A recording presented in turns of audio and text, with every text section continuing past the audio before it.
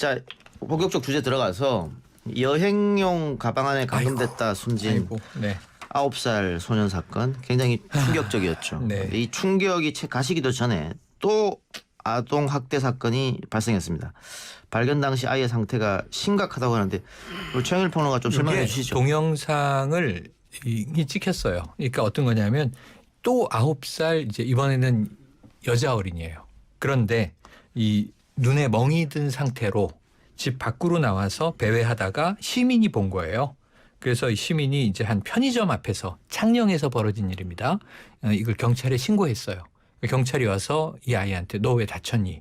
하고 물어봐서 추적을 해 들어가니 이번에는 이제 의붓 아버지와 친모의 가정에서 네, 생활하는 맞습니다. 어린이에요. 그런데 이게 상습 폭행일 가능성이 큽니다. 아동 학대가 지지난해부터 시작된 것으로 지금 밝혀지고 있어서 더 이제 추가적인 이 상세한 수사가 필요한데 구조 당시에 이 아이의 모습만으로도 또 이 국민들이 느낌이 오는 거죠. 공분의 대상이 네, 되고 더 있습니다. 충격적인 거는 이 의붓 아버지고요. 그다음에 친어머니인데 수년 전부터 조현병을 앓고 있었답니다. 친어머니가. 네. 그다음에 이제 2년 전부터 학대가 시작됐고 특히 딸의 손가락에 뜨거운 후라이팬에 가져다 대어 지문이 없을 정도로 이 지진 등 상습적인 학대가 있었다고 합니다. 예, 마음이 아프고. 그걸 봤을 때는 뭐 이번뿐만이 아니다 이렇게 보이는 네, 거죠. 그렇죠, 그렇죠. 근데 그 왜 때렸느냐는 경찰의 질문에 계부의 답변이 말을 듣지 않아서 네, 그랬다 네. 이건데 지난번에 그 사망한 여행용 가방안에 사망한 네네. 학생 같은 경우에는 거짓말을 해서 그랬다는 거지 않습니까? 훈육 차원에서 가방에 가뒀다는 거죠. 예, 결국은 거짓말이나 딸이 말을 안 다 훈육 차원이었는데 네네. 보통의 부모는 훈육 차원이 이렇게 하지 않잖아요. 아유, 당연하죠. 굉장히 예. 문제가 있는데 또 하필 이게 계모와 계부에게서 발생한 사건이어서 그 많은 분들이 또 다들 오해를 하시더라고요. 모든 계모가 다 그런 거 그렇지 절대 않잖아요. 그렇지가 않고 예. 절대 그렇지가 않고 이런 사건에서 의붓 아버지, 의붓 어머니가 나오면 더 공분하는 게 있는데 드라마하고 다릅니다. 실제로 아동 학대 사건이 연간 2만 건이 넘어요. 그런데 그 중에 거의 대부분은 친부 친모에 의해서 일어나고 예. 이 천인공노할 사건이 친부가 자신의 친딸을 성폭행하는 경우 또 벌어져요. 그러니까 이게 저 충격적인데 그래서 저는 이게 의붓이라는 말은 상당히 조심스러워요.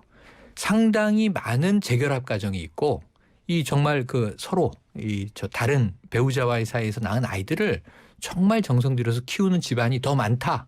그런데 이제 친부 친모에 의한 학대가 대다수라는 걸 전제로 해서 근데 그 안에는 이제 이렇게 계부나 계모에 의한 또 학대가 섞여 있는 거죠. 그래서 거기에 대해서는 좀 우리가 어떤 그 편견을 갖는 그렇죠. 그렇죠. 일이 돼선 예, 안 그러면 안 된다. 되죠. 이런 그리고 것을 경계하고 싶습니다. 가방 감금 사망 사건이라고 우리가 그냥 칭을 하는데요. 이게 좀 더 충격적인 건 그 의붓 어머니가 A 씨가 장난감을 망가뜨린 후 내가 그런 게 아니다라는 취지로 말하자 거짓말을 한다며 첫 번째는 가로 50cm, 세로 70cm 크기 가방에 가뒀다가 A 군이 안에서 소변을 보자 다시 가로 44cm 그다음에 세로 60cm 크기 가방에 다시 가두고 3시간 동안 외출을 방치했다. 했습니다. 네, 그리고 여기서 총 7시간 감금 상황에서 침정지 상황에 온 거죠. 맞아요. 네.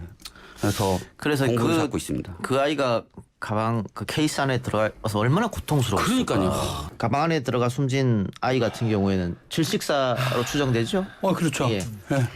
뭐 다른 뭐 기저질환이 있는지 모르겠지만 아이들의 경우 그 지금 그 정황상으로 봤을 때는 질식사입니다. 요즘 뭐 질식사로 인한 게 또 우연찮게 미국 뭐죠? 예. 조지 플로이드. 네. 그 경우도 사실은 질식사를 의심을 하고 있거든요. 사실은. 예. 근데 사람들이 그런 부분에 대해서 굉장히 그 쉽게 생각을 하는 것 같아요. 근데 우리가 그 가방 안에서 이 밀폐된 공간에서는 좀 몇 분만이라도 그 산소가 제대로 공급이 안 된다면 바로 뭐 심폐정지 올 수밖에 없거든요. 그럼 아이는 상당히 고통스럽겠습니다. 얼마나 고통스럽겠습니까. 진짜 저는 상상하기도 힘든. 저도 진짜 상상만 하면 예. 숨이 턱턱턱턱 막히는. 근데 한 가지 또 안타까운 게 그 이 아이 같은 경우에는 당시에 이 사망 사건이 일어나기 전에 경찰 조사도 받았단 말이죠. 똑같은 아동 학대 사건으로. 이게 그럼 막을 수 있지 않았느냐. 충격적인 일이 막을 수 있었는데 결국은 방치돼서 사망에 이른 것이다. 자, 지금 6월 1일에 가방에 들어가는 일이 벌어져요. 이날 심정지 상태가 왔다가 6월 3일에 이 아이는 사망을 한 건데 한 달 전으로 건너가서 5월 5일이에요. 하필 어린이날 병원은 쉽니다. 휴일이니까. 이 아이를 응급실로 데려가요. 부모가. 근데 세면대에 부딪혀서 머리를 다쳤어요. 그래서 머리에서 피가 나니까 꿰매는 수술을 했어요. 그런데 의사가 살펴보니까 몸에 오래된 멍자국이 팔다리에 있는 거예요. 그럼 이럴 땐 이 병원은 반드시 신고하게 돼 있습니다. 의무죠. 네, 의무입니다. 그래서 의사 선생님 나와 계시니까. 네. 예. 아 근데 그 부분은 제가 옛날에 저는 사실 응급실 근무한 게 거의 한 20년 전이거든요. 오래전이구나. 그러니까 1995년 6년 네. 이때 근무를 그러니까 한 25년 됐네요. 그때 당시에 그게 법으로 된지 저는 솔직히 잘 이후의 인지를 법이에요. 예, 예. 그 이후의 법이에요. 그죠. 제가 네. 인지를 못했거든요. 근데 그런 경우가 발생한다 하더라도 얘기는 할 수 있는데 사실 강제성이 없거든요. 아니, 지금은 법이 바뀌어서 네. 네. 어린이집 선생님이라든가 네. 또 의사 선생님이라 사람들이 아동학대 정황을 보면 반드시 경찰에 신고하게끔 돼 있어요. 아니면 나중에 연대 책임을 예, 지게 맞습니다. 되는데 그래서 5월 7일에 이 병원은 위원회를 열어요. 그래서 이 아이의 이제 상처들을 다 보고 소견을 가지고 이것은 아동학대가 의심된다. 그래서 경찰에 신고를 하는 거예요. 경찰에 신고를 받았는데 그 신고를 직접 나가보지 않아요. 통화는 했다고 해요. 그리고 이제 아동보호기관에 넘깁니다. 그러니까 아동보호기관이 5월 13일에 자 5월 5일 병원 갔죠. 7일에 신고됐죠. 경찰로부터 이제 이관 받았죠. 5월 13일에 가정방문을 해요.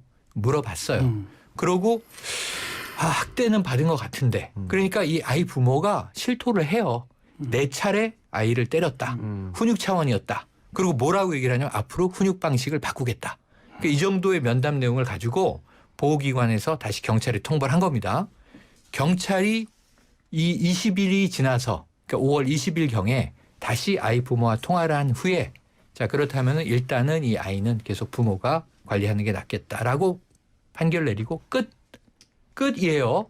이 정도면은 이게 여기 미국 변호사 계시니까 미국 상황하고 비교를 좀 많이 다를 것 해본다면 같아요. 완전히 다른 대응이 이루어지는 겁니다. 그렇죠. 미국 같은 경우는 지역사회와 그다음에 학교, 그다음에 사법당국 이 세 가지의 안전장치가 되어 있습니다. 특히 아시겠지만 미국 같은 경우는 지역사회 특히 아동보호단체들의 신고가 60% 정도 전체 신고의 60% 정도 차지하고 있을 정도로 부모가 아니라도 지역 그 아동보호센터에서 그 단체에서 이렇게 봐서 아동학대나 아동방임이나 이런 것이 의심이 되면 바로 사법당국에 신고를 해서 조치를 하고 만약에 사망사건이 일어났을 경우에 학대에 의한 사망사건이 일어났을 경우에 그 아동보호단체에서 검사 그다음에 의료 전문가 그다음에 감시관을 그다음에 모집을 해서 위원회를 만들어서 이 사망원이 무엇인지도 밝히고 있고요. 학교 같은 경우는 무단결석이나 잦은 지각이 있으면 학부모를 부릅니다. 근데 학부모가 안 왔을 경우에는 관계된 거에 또 고발 조치를 하는 그런 시스템이 잘 갖춰져 있기 때문에 아동 보호에 대해서는 좀 더 많이 예. 신경을 많이 쓰고 있다. 그거에 대한 대표적인 경우가 그거예요. 미국이랑 가장 큰 차이가 보면 그 미국에서 아이 혼자 자가용 차 안에 내려다 놓고 그렇죠. 그러면. 어딘 가잖아요. 근데 우리나라에는 아마 처벌 조항이 없는 걸로 알고 있는데 거기는 엄격합니다. 그래서 최근에 옛날에 몇 년 전에 괌에서. 기억나죠. 괌에서 네. 그 법조인 부부가 네. 아이를 저기 차 안에 놓고 잠깐. 쇼핑 예. 하러 갔다가 큰 문제가 된 사건 있지 않습니까? 맞아요. 저는 근데 그 부분이 머그샷 필요했다고. 찍은 게 지역신문에 공개되는 바람에 네. 우리나라에 알려졌죠. 그러니까 제 얘기는 아까 그 상황에서도 집까지 찾아갔었다고 그랬잖아요. 아마 미국 같았으면 상황은 좀 달랐을 거예요. 좀 더 많이 달랐고 강력하게 그 처벌했으니까. 시점에 격리가 돼서 네, 맞아요. 6월 1일 가방 사건이 안 벌어졌겠죠. 그렇죠. 그래서 제가 이 부분은 그 강력한 처벌이 이런 경우는 참 필요할 예. 것 같아요. 미국 같은 경우는 학대나 그다음에 예를 들어서 학대에 의한 피해가 중하다고 평가를 하고 학대가 있었으면 반드시 부모하고 먼저 격리된 상황에서 조사를 합니다. 예, 조사를 하고 그다음에 심할 경우에는 양육교까지도 박탈할 수 있다라고 보시면 됩니다. 예. 이 강력한 처벌 이야기도 했습니다만 결국 중요한 거는 처벌보다는 시스템 완비가 먼저 이루어져야 할 텐데 그렇죠. 미국 같은 경우에는 이제 아동 보호 시설이 많이 있지 않습니까? 그러니까 아동 학대가 일어났을 때 부모와 아동을 일단 분리시키는. 근데 우리는 아동 보호 시설이 얼마 없기 때문에 분리해서 보낼 데가 없어요. 아니 이게 애기들을. 세 가지가 예. 있어요. 첫 번째 이번 면담에서 그 사망한 아이가 그 당시에 뭐라고 얘기를 했냐면 물어봤어요. 아니 엄마 아빠 나한테 잘해준다라고 아이가 이야기했다는 거예요. 그러면 이 아이는 엄마 아빠를 좋아하는구나. 굳이 격리할 필요까지는 없겠구나. 엄마 아빠 면담을 했더니 훈육을 한 4번 했는데 그거 반성하고 있구나. 이 훈육 방식을 바꾸니까 앞으로 체벌 안 하겠지. 아니 그것도 잘 미국 같은 경우에 있을 수 없는 일이거든요. 아니 이걸 믿어줍니까? 상당히 정황이 있으면 무조건 네. 분리해서 예. 그다음에 그걸 조사하고 그다음에 강력한 처벌을 합니다. 맞습니다. 그런데 우리는 특히 경찰이나 우리 아동보호기관에서 상당히 이런 아동학대나 이런 아동학대에 대해서 그다음 아동 문제에 대해서 상당히 좀 안일한 사고를 가지고 있지 않는가라는 예. 생각을 합니다. 예, 네. 최영일 변호사 말씀 계속하세요. 아니, 그래서 아까 얘기했던 게 이런 거예요. 미국 영화를 보면요. 대체로 이 부모와 아이가 사랑해. 화목한 가정이야. 근데 약간의 의심 정황이 발생하는 사건이 있었어. 예를 들어 부모가 아이를 이렇게 잡고 흔들어요. 너 왜 그랬어? 뭐 이러면은 신고를 해 시민이. 예. 그럼 격리해서 다시 재결합하고 싶은데 엄청나게 힘든 그렇죠. 과정을 겪는 거예요. 예. 그러니까 미국의 제도는 너무 격리를 강하게 해서 문제인데 미국에는 없는데 우리나라에 있는 게 하나 있어요. 이게 친권이라는 거예요. 예. 그러니까 격리를 해. 근데 1년 후에 부모가 돌려주시오. 학교 보내야 됩니다. 그럼 돌려줘야 돼요. 최장 4년인데 4년까지 가는 아이들이 없고 예. 이런 아동학대의 경우에 82%가 친부모에게 돌아간다고 그래요. 친권 때문에. 그리고 보호시설도 법적으로 더 이상 아이를 보호할 수 있는 권한이 없어요. 그렇죠. 법제도의 문제다. 전 제도가 좀 많이 예. 강화돼야 될 것 그거 같습니다. 많이 개정해야 됩니다. 예. 아이들을 살려야죠 우선. 네. 예. 오늘 관련해서 대통령도 위기 아동을 사전에 확인하는 제도가 잘 작동되는지 살펴봐라 이야기했는데 우리가 지금 뭐 시스템 바꾸고 강력한 처벌을 해야 된다. 이 두 가지를 이야기했습니다만 이것 말고 또 뭐 있을까요? 과도기적 차원이다 뭐 이런 이야기도 있는 것 같아요. 그러니까 그러니까 지금의 부모들은 부모로부터 체벌을 좀 받았단 말이죠. 네. 그런데 지금은 하면 안 되는 그런 상황이잖아요. 하면 안 되는 게 어느 정도냐면 저는 아동학대는 인격 살인이다. 우리가 흔히 꽃으로도 때리지 말라. 이런 책 베스트셀러가 돼서 김혜자 선생님 책인가요? 그래서 화제가 됐는데 체벌은 그러니까 사랑의 매라는 건 없어야 돼요. 그런 말 네. 자체가 없어야 됩니다. 사랑의 매는 없는 거예요 세상에. 체벌은 안 된다고 보는 게 우리는 맞고 컸으니까 예. 그때 생각해 보면 부모님이 날 사랑해서 때린 것 같거든. 예. 선생님이 날 사랑했던 것 같거든. 예. 안 맞았으면 요즘에도 우리 세대는요 가끔 소주 먹으면서 야 그때 그 선생님이 나한테 관심이 없었고 그렇게 두드려 패지 않았으면 나는 나쁜 길로 빠졌을 거야. 이런 망상을 하고 있다니까요 아직. 예. 안 돼요. 근데 아이들의 입장에서는 제가 아이였을 때 맞은 경험이면 자주 맞은 건 아닌데 맞은 경험이면 아주 가끔. 네. 그 사랑의 매 이런 개념보다는 맞는 게 두려워서 말을 잘 들었던 것 같아요. 저는. 오히려. 네. 너가 부친께서 때리셨습니까? 그렇죠. 예. 옛날에. 예.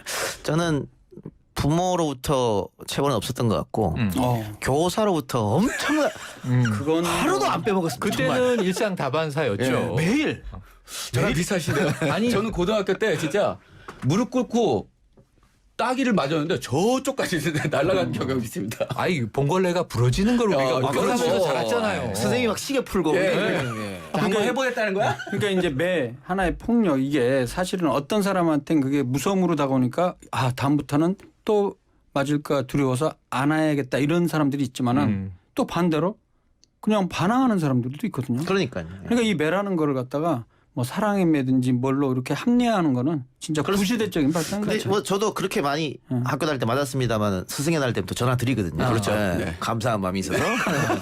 그래 이게 좀 과도기적인 게 있지 않느냐. 지금 프랑스 같은 경우에도 체벌이 허용되다가 작년 7월부터 전면 금지. 그런데 프랑스 부모들의 85%가 아직도 체벌에 의존한다 훈육을. 네네네. 그런데 그 정도의 차이는 있는 것 같습니다. 정도의 차이는. 그래서 스웨덴 같은 경우는 스웨덴을 비롯한 54개 국가 같은 경우는 아동 체벌 금지법이 이미 제정이 됐고요. 영국 같은 경우는 사랑과 애정을 쏟지 않은 부모에 대해서 처벌이 최대 10년 징역형까지, 그러니까 방임에 의한 학대라고 보는 거죠. 그래서 최대 10년 징역형까지 할 수 있는 신데렐라법이라고 해서 통과됐고, 독일과 같은 경우에는 선제적으로 아동 학대나 체벌이 있을 수 있는 아동들을 찾아서 지원하는 지원 프로그램에 대한 막대한 예산을 또 책정해 놓은 상황이라서 좀 더 선진국들이 아동 학대나 아동 보호에 좀 더 많이 예산과 그다음에 법 제도를 개정하고 있다라고 보시면 예. 사회적으로 제 의견은 한마디로 결론으로 말씀드리면 이 성범죄, 성폭력하고요, 아동학대는 인격 살인이에요. 이건 영혼을 죽이는 예. 일인데 예. 특히 이제 여아의 경우에는 두 개를 동시에 당하는 경우들도 왕왕 있어요. 예. 그러니까 우리가 한 가지만 명심하자고요. 이게 여러 가지 안 때리면 어떻게 통제? 안 때리고 통제하는 방법을 찾아내야 돼요. 그러니까 저희가 학창 시절에는 한 반에 70명이 넘었고 정말 베이비붐 세대인데 교사 한 명이 수십 명을 통제하려다 보니까 군대식 규율을 적용했을지 모르겠어요. 근데 이제 군대에도 구타가 없어진 지가 오래됐고 학교는 더더욱 안 되고요. 가정에서는 아이들을 보살펴야 되고 보살핌을 방임도 아동학대예요. 심지어. 방임. 근데 그렇죠. 적극적인 공격은 이 아이를 평생 트라우마에 잠기게 해서 이게 악순환이 됩니다. 사회적으로. 맞습니다. 그래서 예. 안 됩니다. 알겠습니다. 군대 말씀하시니까 또 군대에서 맞은 생각이 나요. 또 아유 이거 봐 트라우마가 많아 우리 세대가. 여러 군데서 맞았군요. 여러 군데서 맞았습니다. 저는 군대 딱 갔는데 야 소원이 뭐야 그랬기 때문에 그렇게 물어보더라고요. 그래서 때리지만 말아 주십시오. 딱 그랬더니 바로 맞았군요. 바로 맞았죠. 그래서 이동현 평론가 얼굴 보세요. 늘 불안하잖아. 트라우마가 아직 있어. 그나마 그러는 거예요. 야 넌 얼굴이 반항기가 있어.